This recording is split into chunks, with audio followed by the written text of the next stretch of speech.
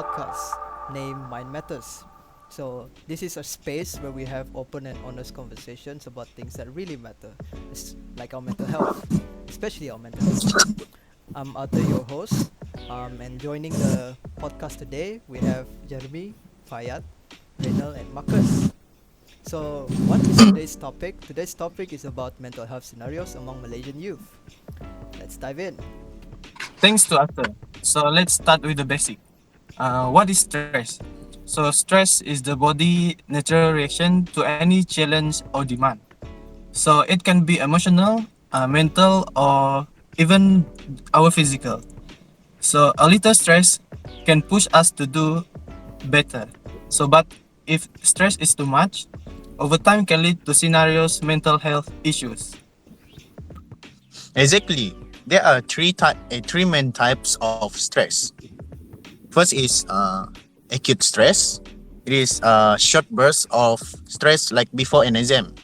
Then we have episodic acute stress, which happen more often, like constantly meeting deadline. And the most dangerous is chronic stress, which stick around long term, like financial worries or family problems. The numbers say it's all. Based on data from 2022, 6 in 10 youth in Malaysia had depressive symptoms, 3 in 10 struggle with anxiety, and 1 in 10 experience high stress.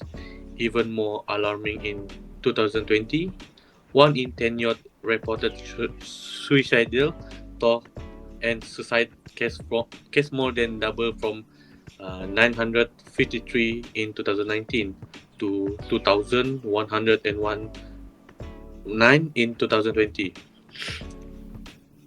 Yeah, that really is a lot to carry. Each of those on their own can be heavy, but when they all pile up together, academic stress, certain jobs, pressure from family or society, it can feel overwhelming. And then social media just add fuel to the fire.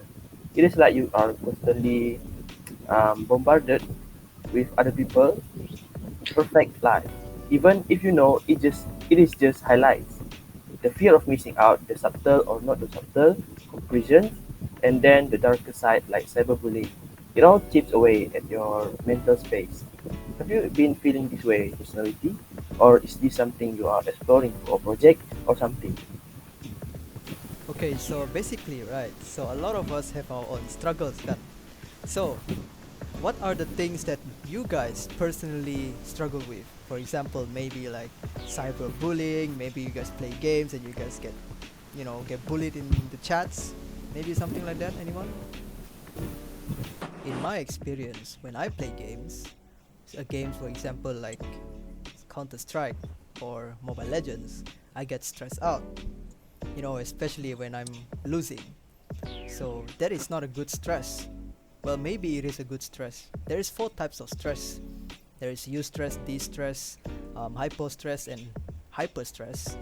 So I feel like most people can relate to me that when I say that when you guys play games and you guys are losing, you guys must be stressed.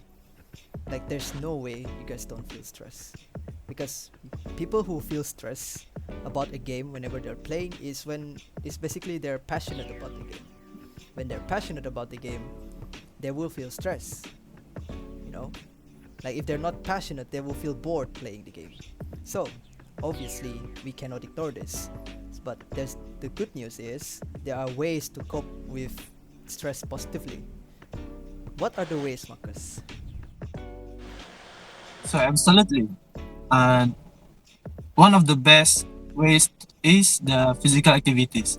So like me, if I'm stressed, I will walk simple walk in the evening.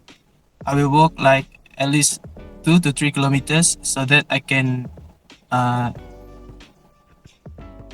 release my stress and I feel much better.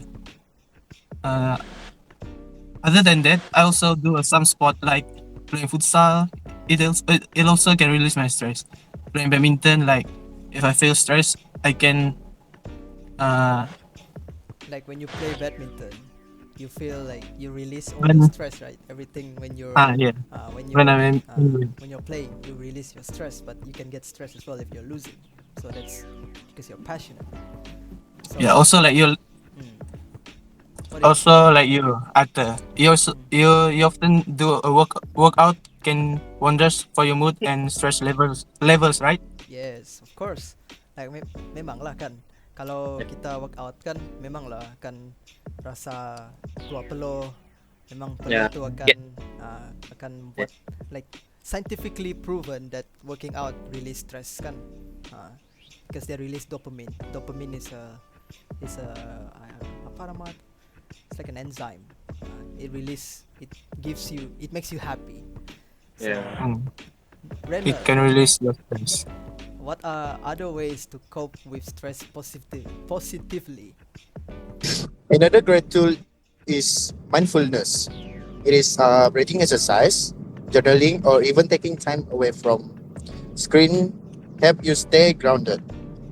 Yeah, like of course when mindfulness practice like breathing exercise, when you can do this breathing exercise which you will breathe in through your nose and hold for 4 seconds. Then after that you hold your breath for 4 seconds. Then after that you release through your mouth for 4 seconds. So that is a good breathing exercise when you're stressed. So it's good to do that once in a while to practice it, or you can practice it every day to like make it a habit. So what are other things to cope with stress positively? Fayyadh, what do you think? And let's not forget the importance of talking to someone, whether it's a trusted friend, teacher, or counselor. Just sharing how you feel can be incredibly healing. For instance, a student feeling overwhelmed by school and personal issue might open up to a teacher who then connected them with a counselor. Through the support, the student begins to feel more understood and less alone. That one conversation can truly be the first step toward healing. Yeah, it's very good. Like the way you talking to the way that to cope with stress is talking to another person, which is it ways in terms of saying it, talking to another person is it's very good because we humans um, are naturally social beings. We need to talk with someone. There is a study where people do like a white torture, I think that's what it's called, where they isolate a one person into a white room, just everything is white. The person will go crazy. So that proves that we humans are actually social creatures. So what are other things? What are the other ways? Another way to cope with stress positively. We already asked Fayyadh, Marcus, and Raynald. So Jeremy, what do you think? I agree with what Fayyadh says that we cannot underestimate the power of talking, whether it's close friend, a family member, or counselor. Expressing what you are feeling can be so freeing. Sorry, you don't have to go through it alone. It is heartbreaking to see how much stress people are under these days. And honestly, it is not just one thing. It is a storm of pressures from every direction.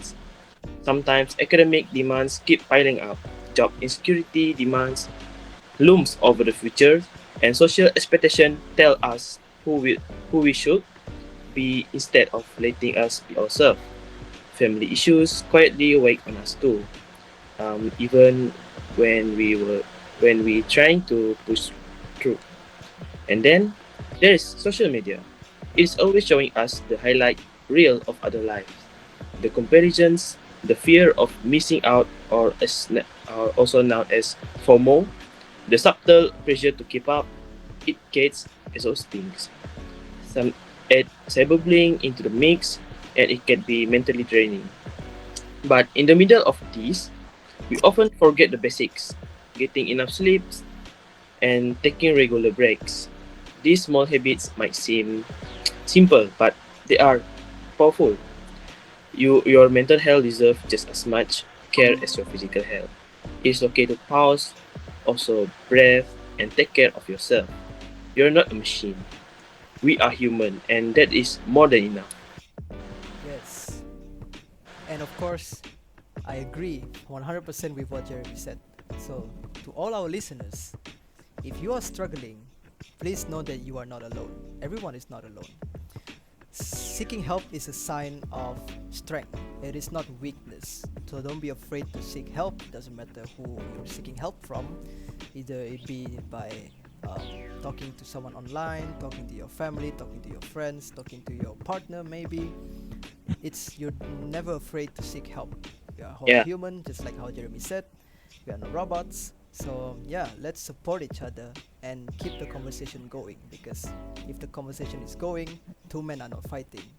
So if two men are not fighting in spite of war, when two enemies are not fighting, and when two enemies are talking, they are not fighting. When the conversation stops is when they start fighting. So always keep the conversation going. Yep, there is no shame in asking for help. In fact, it is strength. Let's keep showing up for each other, having this conversation and breaking the stigma. Yes. So I would like to say thank you to thank you to Raynald, Fayyadh, Marcus, and Jeremy for joining us, for joining me here to make this podcast a great success. So thanks everyone for joining on this important discussion. Until next time, take care, guys. To all our listeners, stay kind to your mind and check in on your friends who maybe are struggling but are not saying anything. So thank you, guys.